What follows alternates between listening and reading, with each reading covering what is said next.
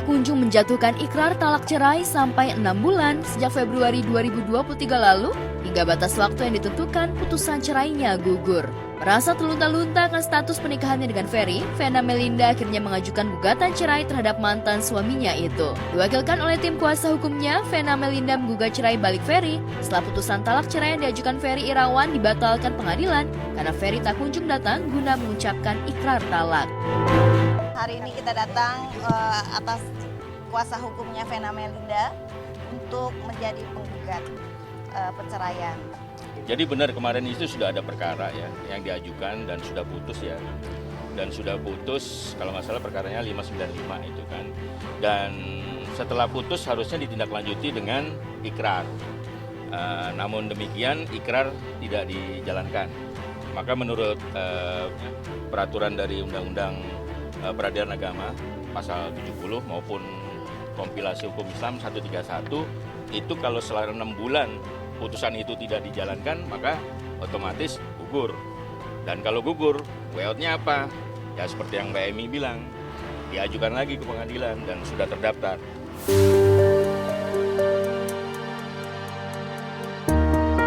Diungkapkan oleh tim kuasa hukum Vena, jika gugatan cerai yang didaftarkan Vena Melinda itu demi memperjelas statusnya dengan Ferry Irawan. Kliennya tak merasa kecewa dengan sikap Ferry Irawan yang tak kunjung mengucap talak pada perceraian sebelumnya. Kemarin dari diskusi ya kita jalanin biasa-biasa aja, nggak ada kekecewaan sama sekali. Jadi hanya buying time sebetulnya kan, cuma emang harus dijalani. Jadi kita ini itikat baik, kita daftarkan aja. Pokoknya semua mau pisah secara baik-baik saja. Memang ini sudah kami ingatkan kepada Mas Ferry beberapa bulan yang lalu ya bahwa dia harus segera menyampaikan ikrar talak ya dan juga harus menyelesaikan segala administrasi. Namun demikian dengan kesibukannya Mas Ferry sehingga waktu ini berjalan ya tanpa disadari gugur lah gitu loh. Saya sudah komunikasi sama Ferry. Lalu saya tanya apa ini mau rujuk balikan atau bagaimana? Ini infonya Mbak Vena mau ajukan gugatan. Ya nggak apa-apa Bang, kita tunggu aja lah, kita bersifat pasif aja.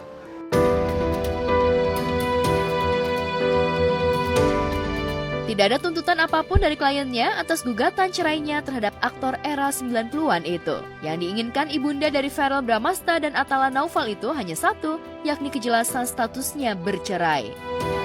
Ya semua pasti mengharapkan ya cepat selesai ya. Nggak ada yang mau di pengadilan lama-lama juga. Ya silahkan saja pihak Mbak Vena mengajukan dengan alasan ya tentunya alasan yang benar ya, jangan sampai nanti bertendensi fitnah ya. Kalau itu ya pasti kami atau Mas Ferry keluarga akan melakukan upaya-upaya lain gitu. Mas Ferry tidak keberatan, silahkan Mbak Vena ajukan gugatan, kita akan ngikutin aja.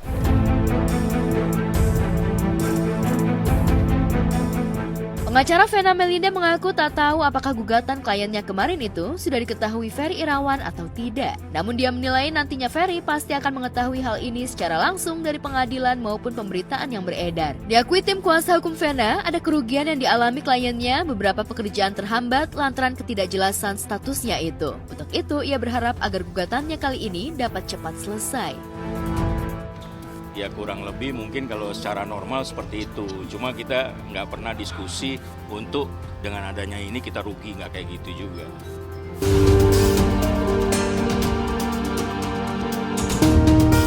Seperti diketahui, perceraian Vena dengan Ferry terjadi setelah Vena melaporkan Ferry atas kasus KDRT di Kediri, Jawa Timur pada Januari 2023. Usai gonjang-ganjing kasus KDRT tersebut, ternyata Ferry lebih dulu mengajukan gugatan talak cerai terhadap Vena ke Pengadilan Agama Jakarta Selatan pada 7 Februari 2023. Keduanya resmi cerai pada 3 Agustus 2023 setelah menikah 7 Maret 2022.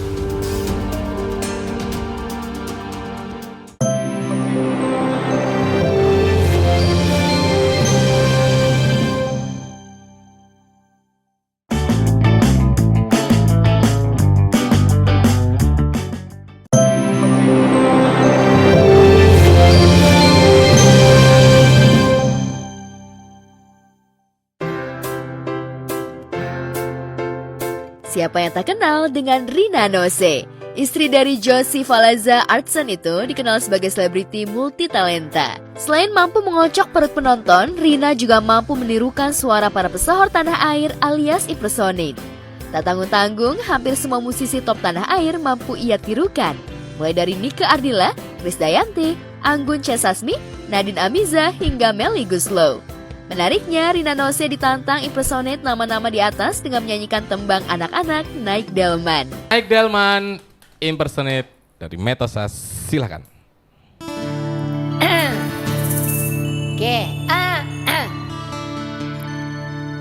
Pada hari Minggu ku turut ayah ke kota, naik delman istimewa, ku duduk di muka, ku duduk samping Pak Gusti yang sedang bekerja, mengendarai kuda supaya baik jalannya.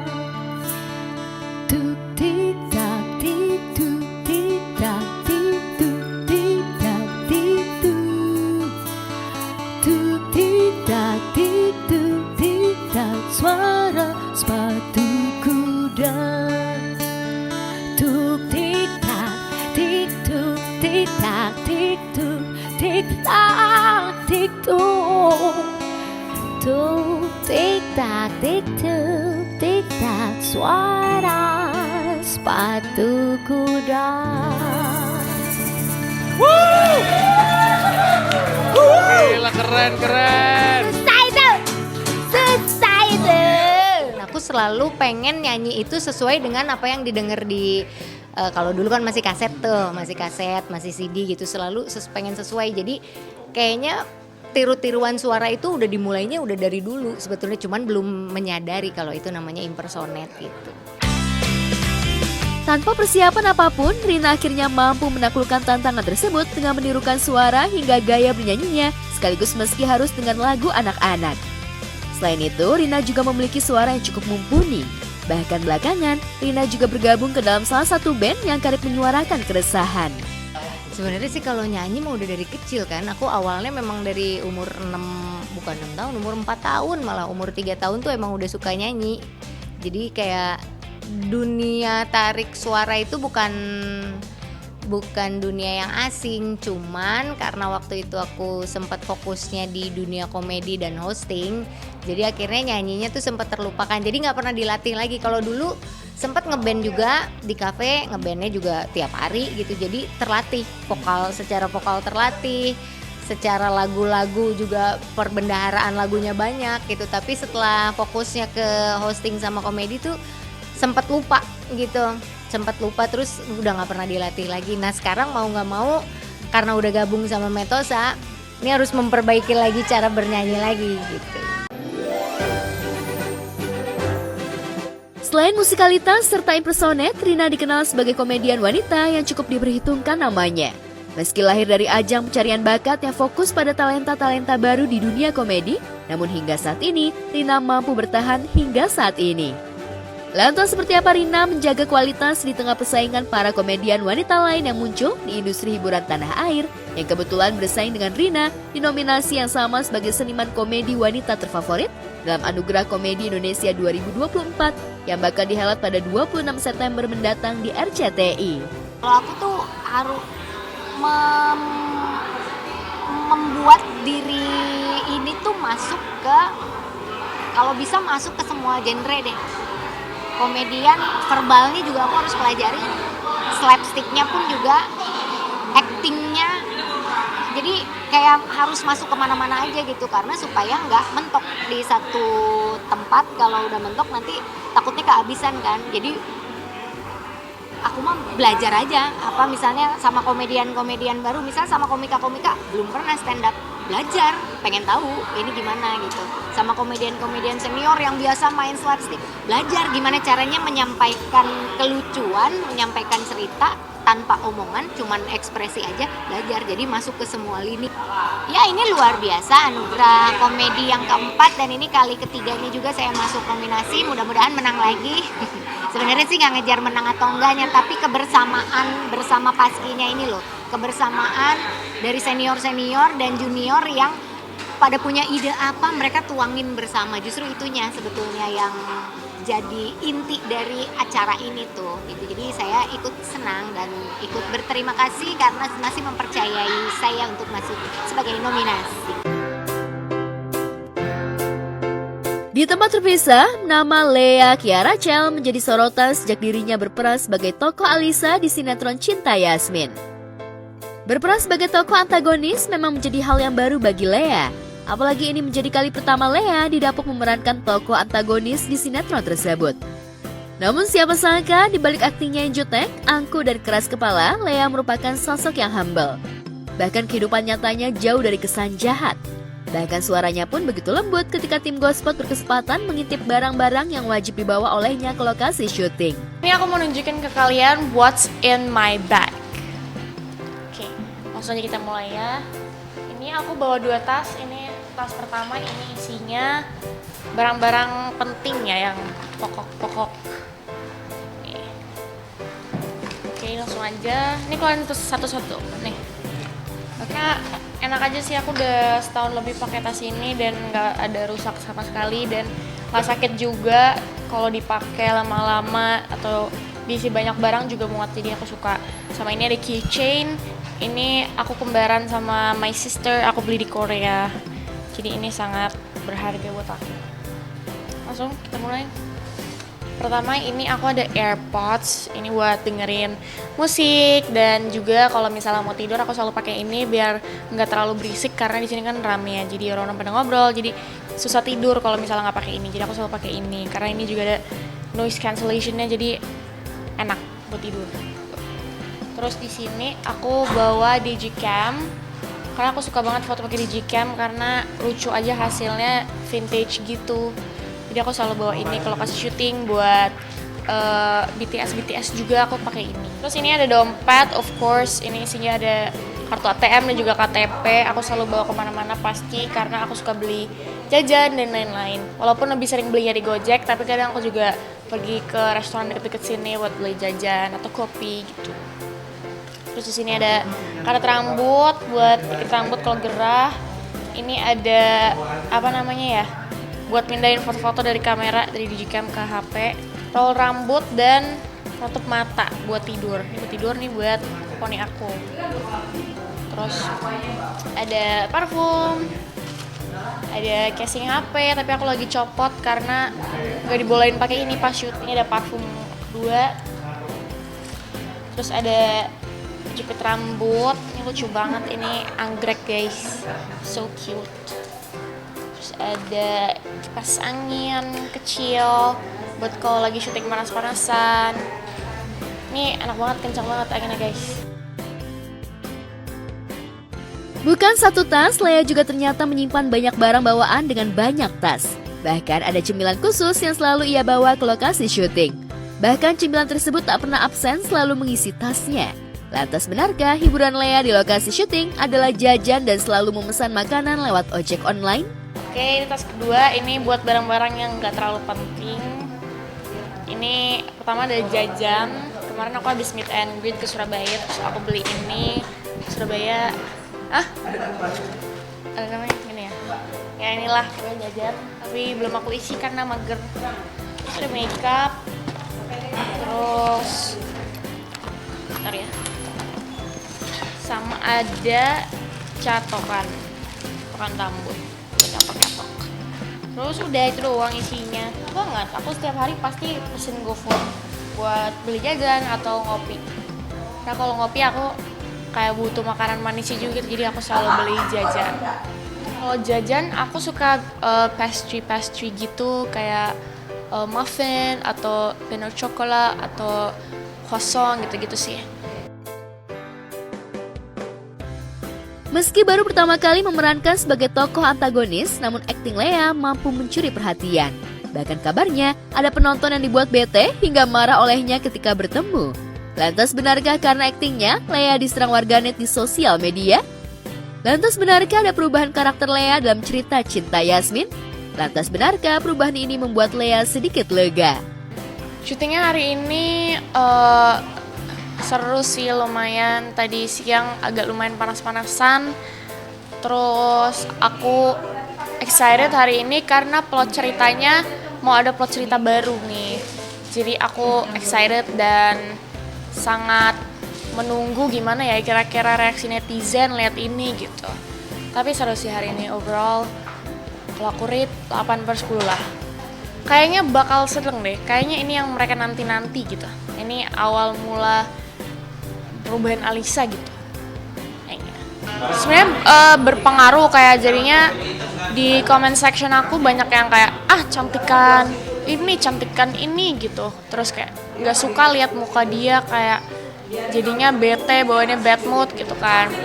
Sebenarnya aku nggak kenapa-napa sih bacanya, justru aku malah kayak berarti acting gue berhasil nih ngena ke netizen ini.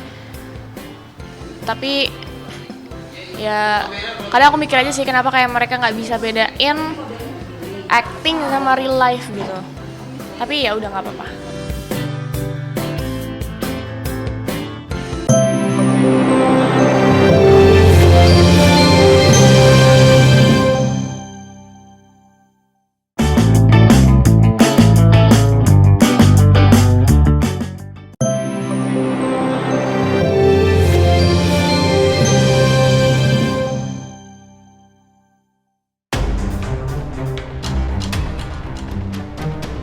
Sementara itu, untuk kesekian kalinya, Ruben Onsu dan Sarwenda Tan kembali absen di sidang cerai yang digelar di Pengadilan Agama Jakarta Selatan Selasa kemarin. Bensu diwakili oleh tim kuasa hukumnya, sedangkan Sarwenda Tan dan tim kuasa hukum tidak hadir. Sementara Wenda justru terlihat datang ke sebuah acara. Itu saya kurang tahu ya. Tapi ada rencana nggak sih Kak, keduanya akan datang mungkin di persidangan terakhir gitu buat putusan? Iya, buat. Aduh, itu saya juga kurang tahu deh. Sidang beragendakan penambahan saksi dari penggugat. Saksi yang dihadirkan adalah babysitter dari Bensu dan juga Wenda yang sudah bekerja selama 5 tahun. Sayangnya, saksi tersebut enggan untuk buka suara ketika bertemu dengan awak media. Sidang selanjutnya beragendakan kesimpulan dari pihak Ruben Onsu.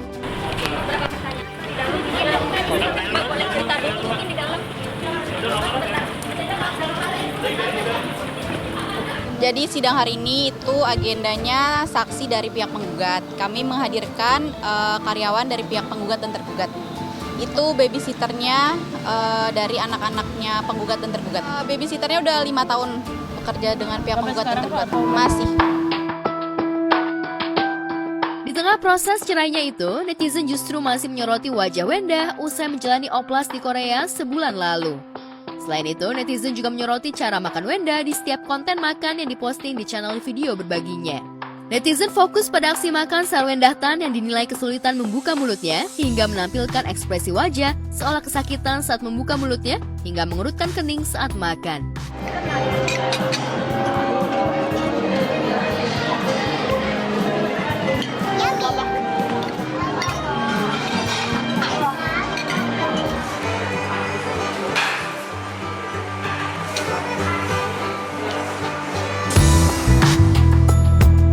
Aku baru tahu tuh kemarin sebenarnya. Onyo yang bilang, Bun, itu lagi viral ya, Bunda lagi makan gitu. Masa gue dikasih tahu anak gue, keterlaluan juga nih ya kalian ya. Kan aku udah punya anak ya kan. Jadi kalau misalnya viral, anak gue lebih update gitu. Terus sering kayak gitu sebenarnya pada saat itu kan posisi masih bengkak banget. Ini juga masih bengkak gitu. Jadi nggak kenapa-napa. Dan sebenarnya kalau dilihat, aku diem gini. Itu smiling face gitu kan, karena di Korea itu lagi trennya adalah dia botox bibir sini biar kelihatan senyum. Sepertinya botox itu tidak cocok lah di aku yang kerjaannya makan mulu, karena kan kalau artis-artis Korea mungkin cuman gitu doang ya. Kalau kita kan makannya barbar, kayak kalau misalnya makannya tidak menikmati kayak nggak enak gitu, jadi kayak kurang cocok.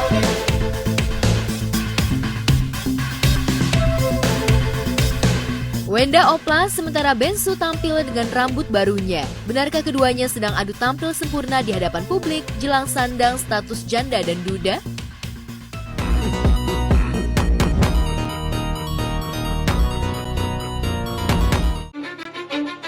go.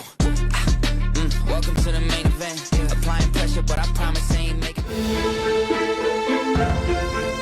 Dan benarkah ini cara Bensu dan Wenda melampiaskan masalah hidupnya agar tetap terlihat baik-baik saja?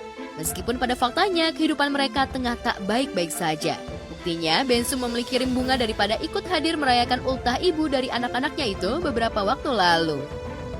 Semangat untuk kita dan pokoknya harus sehat, harus kuat. Ruben Onsu, aku nggak tahu tentang Ruben Onsu. Oh, aku nggak tahu. Semoga yang terbaik untuk Ruben Onsu.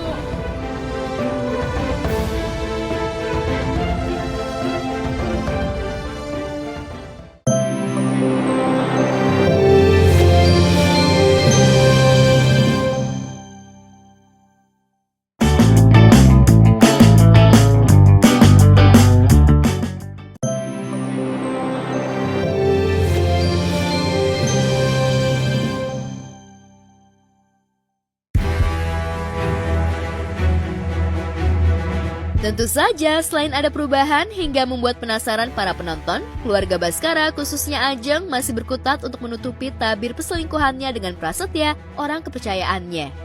Apalagi kebersamaan Ajeng dengan Pras diketahui oleh Yasmin, orang yang mencari tahu siapa dalang di balik kematian ayah dan ibundanya. Yasmin akhirnya memiliki kartu as soal hubungan gelap Ajeng dan Pras.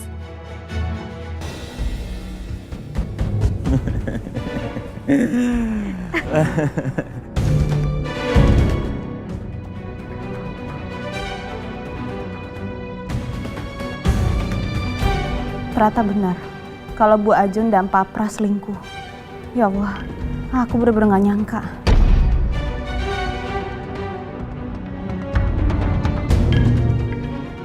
Ternyata Bu Ajeng tega mengkhianati suami dan anak-anaknya sendiri.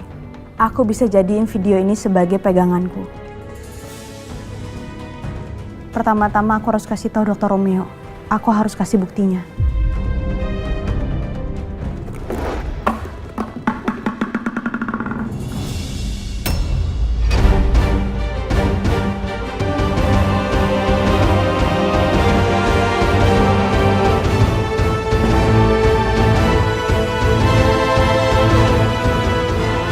Sudah mulai tahu gara-gara Yasmin seperti itu gitu loh, dengan kecurigaan Yasmin kepada Ajeng dan Pras seperti itu. Di antara gue dan Romeo kita udah saling tahu bahwa kita berdua memang saling suka sama Yasmin. Nah, memang kita berdua lagi cari cara gimana caranya kita berdua bisa deket sama dia, bisa quality time bareng, bisa habisin waktu ya dengan cara apapun. Terus ya pokoknya selalu cari cara lah untuk bisa deket sama Yasmin gitu sih.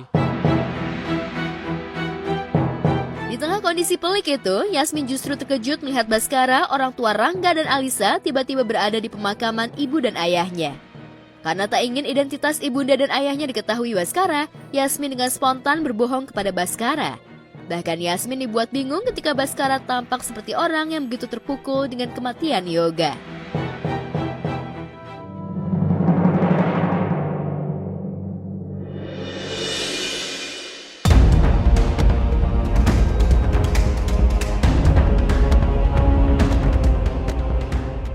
Yasmin?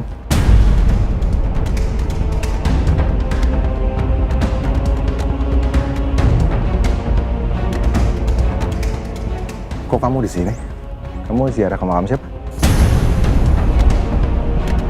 Saya lagi ziarah ke makam ibu sama ayah saya.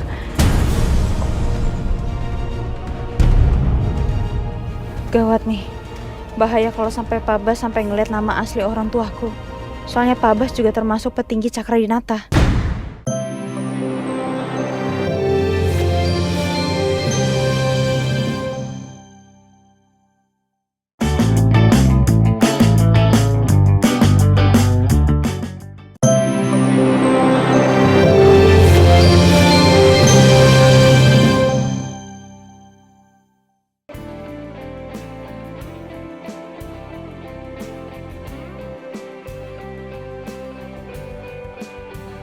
Pemirsa, di balik kehidupannya yang penuh dengan kontroversial, ternyata Dinar Candy mampu membuktikan jika dirinya juga memiliki sebuah prestasi yang membanggakan dalam hidupnya. Tak banyak yang tahu sejak tahun 2020 lalu, Dinar diam-diam menempuh pendidikan di salah satu sekolah tinggi ekonomi di Surabaya, Jawa Timur. Dan setelah menjalani pendidikan selama 4 tahun dengan mengambil jurusan bisnis manajemen, Dinar berhasil meraih gelar sarjana manajemen dan diwisuda.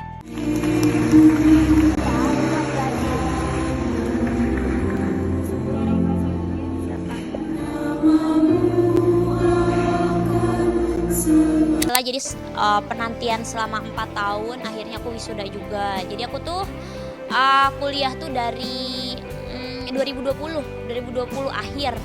Nah akhirnya tuh waktu pas 2020 kan itu COVID tuh. Kenapa aku mendaftar kuliah kayak nggak ada kerjaan gitu kan, kayak di rumah waktu itu kan memang tidak boleh beraktivitas kan pada saat itu. Akhirnya aku mendaftar kuliah dan kuliahnya tuh selama 2 tahun 2021 tuh itu online semuanya. Jadi kayak kelasnya online semuanya kayak gitu, kayak Zoom semuanya kayak gitu. Ya, Dinar merasa bahagia dan bersyukur lantaran di tengah banyak masalah yang dihadapinya, kekasih Koh Apek ini bisa menyelesaikan pendidikannya tepat waktu. Dinar pun bahagia lantaran di momen wisudanya dirinya didampingi oleh kedua orang tuanya. Dinar pun merasa lega lantaran bisa menunaikan janjinya kepada ayahnya, Acep Ginayah Sobri, untuk bisa menjadi sarjana. Benarkah Dinar sebelumnya pernah menjadi seorang mahasiswa? Nah kalau bapak tuh seneng banget karena kan dulu tuh aku di Bandung itu aku kuliah sastra Inggris sampai semester 5 di Universitas Pasundan. Aku nggak lanjutin karena waktu itu aku cita-citanya pengen jadi DJ kan. Nah itu nggak aku lanjutin, aku langsung bergaul ataupun berkarya meraih cita-cita itu ke Jakarta. Akhirnya aku nggak melanjutkan karir aku nggak melanjutkan kuliah aku di Bandung. Nah bapak aku tuh sempat kecewa sama aku. Nah pas aku kemarin bisa menyelesaikan S1, bapak aku langsung seneng banget, kayak bahagia banget, kelihatan banget dari raut mukanya. Perjalanan Dinar untuk bisa meraih gelar sarjana memang tak mudah, banyak ujian yang harus dihadapi Dinar. Keputusan Dinar untuk melanjutkan pendidikannya ke perguruan tinggi diambil pasca dirinya terjerat kasus bikini. Sempat mengalami depresi, Dinar akhirnya memutuskan untuk memperbaiki diri dan bertekad menjadi seorang sarjana. Lantas benarkah Dinar kesulitan membagi waktu antara kuliah dan karir? Tahun terakhir tuh bener-bener itu full tatap muka. Jadi kayak aku tuh sempat kayak ngatur jadwalnya susah banget. Kayak misalkan aku ada show di Medan, terus ada jadwal kuliah, kayak bingung banget. Terus aku pernah kayak yaudah deh aku show aja kan, cari uang, karena kan itu udah terdaftar udah terjadwal kan kalau jadwal show itu, dan takutnya kena penalti kayak gitu kan, masalah uang gitu kan. Akhirnya tuh ketika aku kuliah lagi, jadi kayak udah banyak tugas tuh, jadi harus benar-benar diselesaikan kayak gitu, kayak ya tugas aku lebih banyak daripada mahasiswa lain kayak gitu-gitu sih.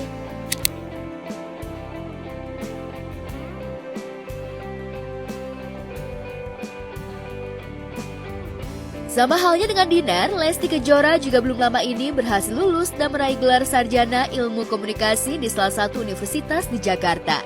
Ya, meski Lesti tengah hamil muda, namun semangat ibu satu anak ini seolah tak pernah surut untuk bisa menyelesaikan pendidikannya hingga akhirnya meraih gelar sarjana. Lantas seperti apa perjuangan Lesti untuk meraih gelar sarjana? Benarkah Rizky Bilar turut andil membantu kelulusan Lesti? Saya juga tentunya sangat bangga sekali karena sebagai suami saya mensupport istri, tidak hanya lewat dukungan secara moral, namun juga kebetulan skripsi kita bahan materinya itu adalah diambil dari perusahaan yang kita dirikan juga, yaitu Lestari Code. Jadi Lestari Code menjadi materi skripsinya, dan kebetulan saya juga sebagai salah satu narasumber juga, karena memang saya dan tim mendapat bagian juga untuk untuk menjadi narasumber di skripsinya istri saya. Sebagai suami, Bilar tentu saja bangga melihat sang istri berhasil menyelesaikan pendidikannya tepat waktu. Meski Bilar mengaku Lesti sempat mengalami gugup dan ada rasa takut saat akan menjalani sidang skripsi, namun Bilar meyakini sang istri mampu melewati ujian sidang dengan baik. banget, dia nervous kemarin sebetulnya deg-degan, tapi saya coba support, bahkan sempat nggak bisa tidur juga sebelum sidang. Saya juga sempat ngetes dia, kita sempat kayak ngegoda-godain biasa lah suami istri kan, kadang-kadang saya ceng-cengin. Syukurnya dia punya dosen pembimbing yang memang benar-benar ngayom ya, benar-benar sesantai itu yang membuat dia jadi rileks.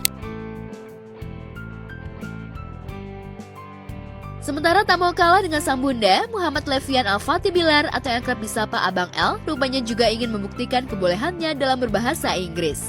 Meski usia Abang L baru 3 tahun, namun kepintaran Abang L dalam berbahasa Inggris tak diragukan lagi. Tak hanya pintar, Abang L rupanya juga begitu antusias menyambut kelahiran sang adik. Sambil mengelus perut sang bunda sambil men-spill beberapa nama untuk calon adiknya. Namanya Iqbal. Iya. Kalau cewek namanya siapa ya? Cipa. Tak dia saja. Hah? Tak dia saja. Dias. Oh, Dias.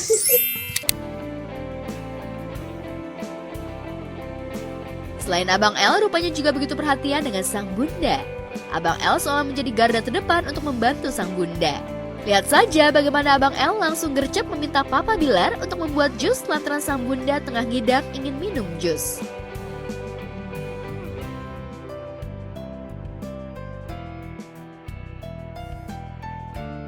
Bersama Papa Bilar, Abang L terlihat happy dan menikmati membuat jus jeruk permintaan sang bunda. Muncet. Enggak pakai sepatu. Bentar ya. Nih belum. Belum, Pak. Belum. Udah. Nih, Bun. Buka dulu. Gimana bukanya? Oh gini. Gitu. Terima kasih.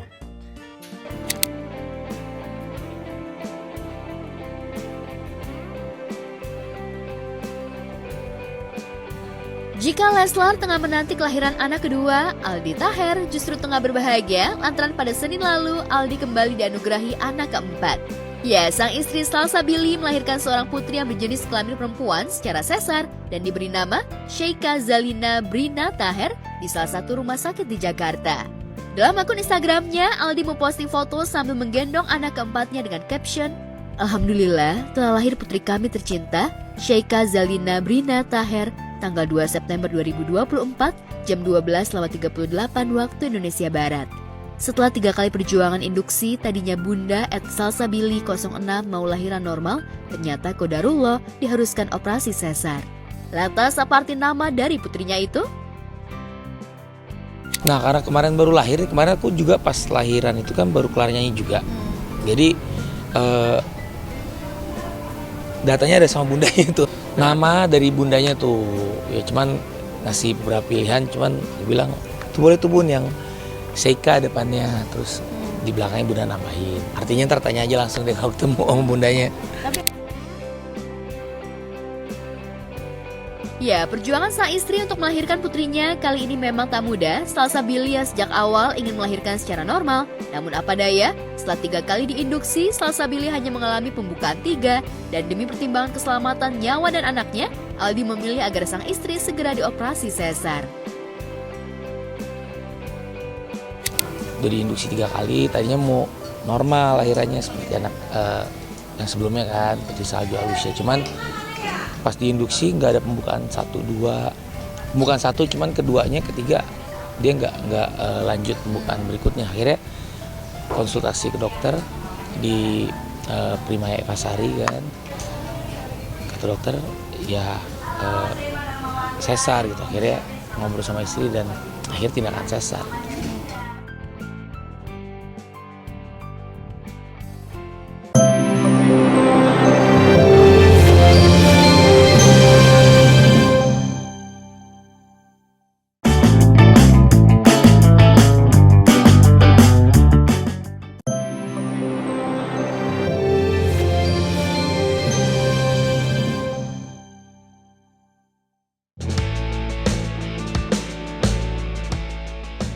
Geng motor selebriti The Dudas Minus One yang terdiri dari Raffi Ahmad, Gading Martin, Ariel dan Desta kembali mengadakan touring.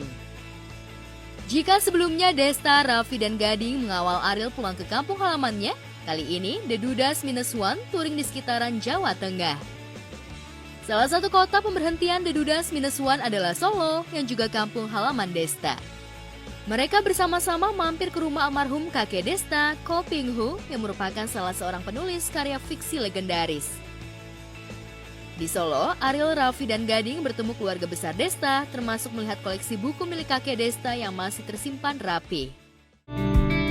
Waktu di Pangkalan Berandan ke rumahnya Ariel, dan sekarang kita ke rumahnya Desta. Di rumahnya Desta, kita ketemu sama mamahnya, sama keluarga besarnya. Ini nama engkong gua. Oh, nama engkong lu Asmaraman? Asmaraman S. Poping Ho. Ini nama Indonesianya. Rumah itu tempat kakeknya Desta, Ko Ping Ho, penulis legendaris. Halo, Mama Desta. Mama. Mama Desta. Halo Tante.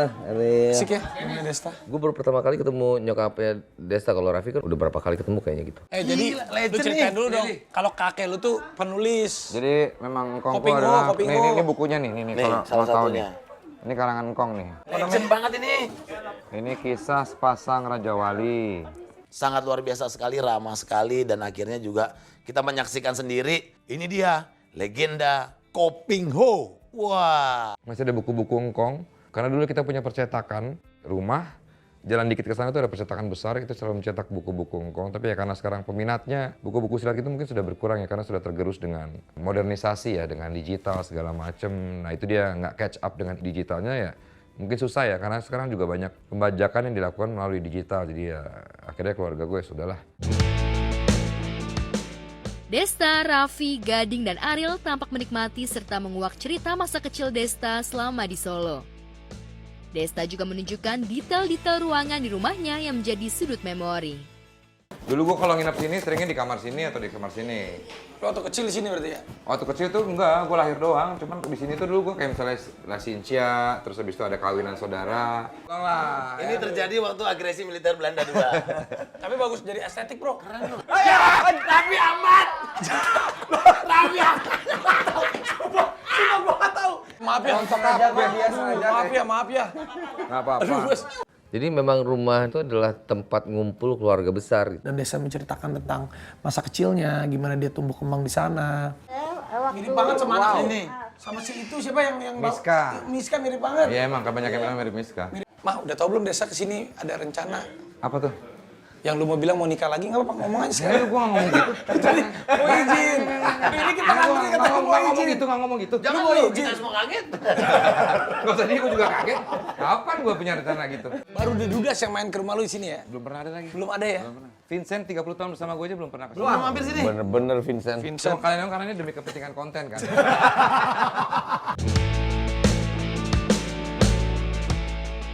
Selain itu, selama di Solo, mereka juga mengunjungi berbagai tempat lain, salah satunya ke salah satu tempat membatik yang berlokasi tak jauh dari rumah Desta.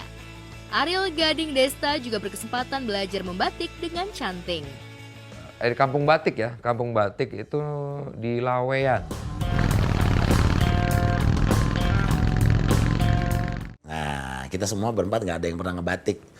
Dan memang lucunya, ya Solo, Jogja tuh hampir-hampir sama ya kalau misalnya udah masuk ke daerah keraton, tembok-tembok putih besar, masuk ke kampung-kampung, industri rumahan yang memproduksi batik.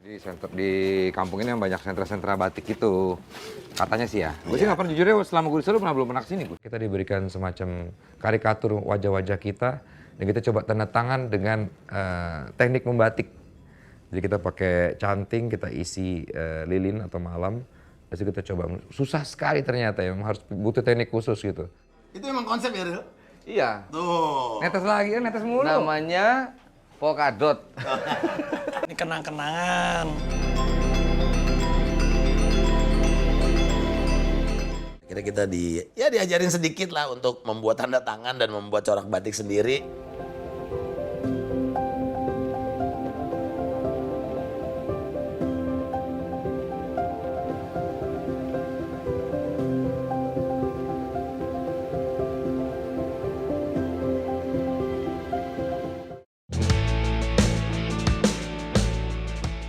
Naik moge dan berbagai sudut kota Solo mereka jelajahi. Perjalanan The Dudas -1 ditutup dengan kulineran ke salah satu tempat makan yang menyajikan soto khas yang rasanya otentik. Udah pokoknya kita makan di sana. Soto siapa? Gading. Oh, soto Gading. Gading 1. Jadi ini enak banget, ada telur. Puyuh. Ini telur apa sih kayak gini? Ini apa sih? Pindang. Itu bukan telur biasa di semur gitu ya? Telur pindang. Ini ada ini apa namanya? Sumur. Hah? Sosis. Sotonya dicampur sama nasi udah tuh. Makan soto enak banget, makan lahap kita.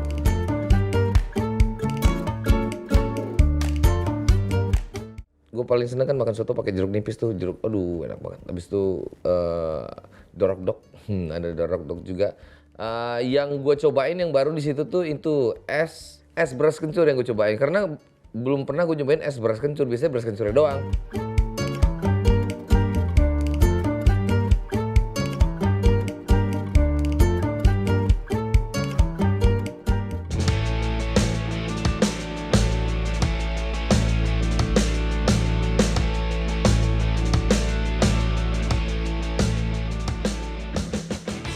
Di lain tempat, Sai Halilintar, anak ke-6 dari keluarga Gen Halilintar, belakangan ini tengah mendapat banyak sorotan.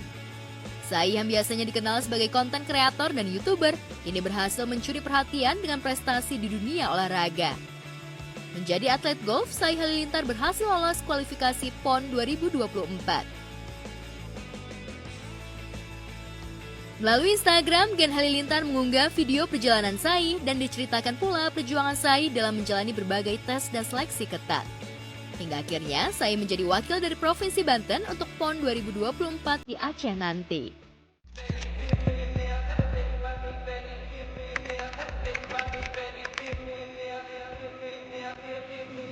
Sai Halilintar Provinsi Banten.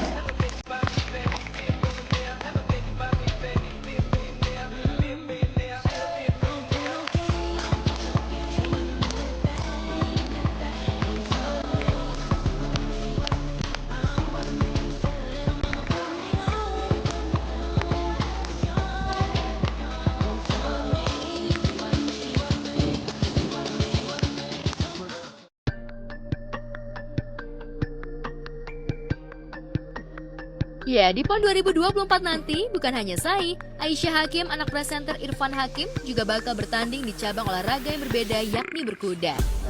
Deg-degan banget jadi tadi udah berangkat nganterin Aisyah ke airport untuk diberangkatkan ke Medan untuk bertanding ke kuda jumping istrian di Medan sana, tapi pertandingannya itu sekitar tanggal 16 dan juga 18 dan katanya ngobrol sama pihak PON pun tadi katanya diberangkatkan dulu atlet dan juga semua kru dan sebagainya itu kurang lebih 2.000 orang, ada yang di Aceh, ada yang di Sumatera Utara karena memang kan cakupan itu di dua tempat itu. Nah untuk kuda itu Acu itu di Aceh, tapi kalau equestrian itu dressage dan juga jumping itu yang Aisyah jadi atletnya itu dilakukan di Medan. Tak hanya itu, Irfan juga sudah turut mengantarkan keberangkatan Aisyah menuju Sumatera Utara untuk ikut serta PON. Aisyah diketahui ikut PON dan mewakili Jakarta untuk lomba kejuaraan berkuda. Rencananya Irfan akan menyusul untuk menonton langsung. Dan Irfan berharap putrinya bisa menang dan pulang membawa emas buat Jakarta. Pas gue masuk, sedih banget kayak ngelepas anak untuk berjuang gitu kan dan membawa nama baik kepentingannya itu Jakarta. Karena berkuda itu kan atletnya itu tidak sendiri, maksudnya itu harus berdampingan dan kudanya. Jadi kudanya pun atlet dan juga sekudanya, begitu pun orangnya juga. Nah, Aisyah orang-orang itu sekarang pergi, kudanya besok menyusul. Deg-degan banget dan gue juga nggak tahu tuh nanti pas tanggal 16 saya nggak tahu bisa datang di sana atau enggak karena gue sebetulnya secara waktu gue bisa ini. Tapi Aisyahnya sendiri tuh bapaknya datang itu nggak Aisyah dong sih jalur juga gitu kalau lagi tanding ada ayahnya tuh mereka jadi lebih panik lebih deg-degan katanya. Jadi tadi sih aku nanya, Syah mau ayah datang atau enggak? Terserah gitu dia. Nah emang perempuan gitu ya, terserah kan gue nggak tahu terserah itu iya atau enggak. Tapi udahlah mudah-mudahan datang menyaksikan secara langsung atau tidak. Mudah-mudahan Aisyah bisa memberikan yang terbaik. Mudah-mudahan bisa mempersembahkan medali emas. Kemampuan Aisyah sudah alhamdulillah karena dipercaya juga tadi sudah mumpuni. Usahanya juga sudah dilakukan, doa juga sudah dilakukan segala macam. Nah tapi ya mentalnya itu yang harus paling penting. Jadi mental itu kadang-kadang itu sudah overthinking namanya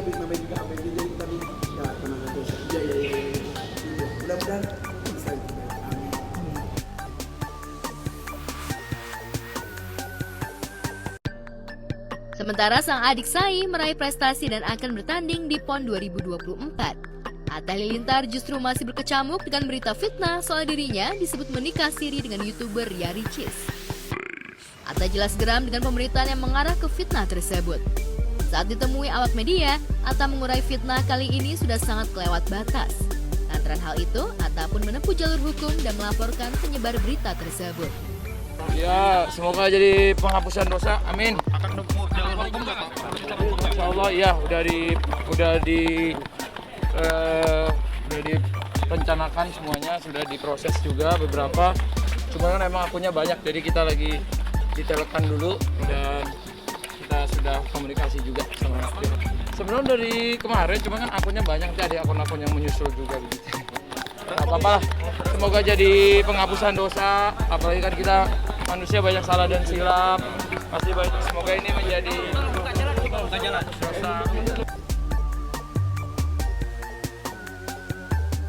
Ya, sebagai public figure, Atta tentu saja paham dengan berbagai pemberitaan yang menyeret namanya. Namun belakangan memang berita miring terkait dirinya kerap berseliweran di lini massa. Terkait laporannya kali ini, Atta mengungkap dirinya juga mendapat dukungan dari keluarga besarnya. Keluarga semuanya mendukung.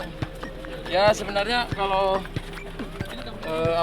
kita lebih ke ini sih kan beritanya kayak gugat cerai lah, apalah istri siri atau apa. Jadi ya kita untuk kebaikan bersama.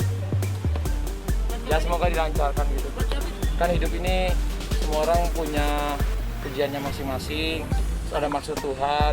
Mungkin kita bisa ininya jadiin pelajaran juga buat saya pribadi. Ya semoga ini jadi penghapusan dosa intinya. Jadi kalau lagi banyak ujian, biasanya semoga kita dapat rahmat Tuhan, dapat kasih sayang Tuhan gitu sih. Memang di dunia kayak gini kita harus siap kalau ada yang ngomongin buruk dan lain-lain. Tapi memang kadang-kadang kan ada juga batasnya gitu. Jadi doain ya semoga lancar.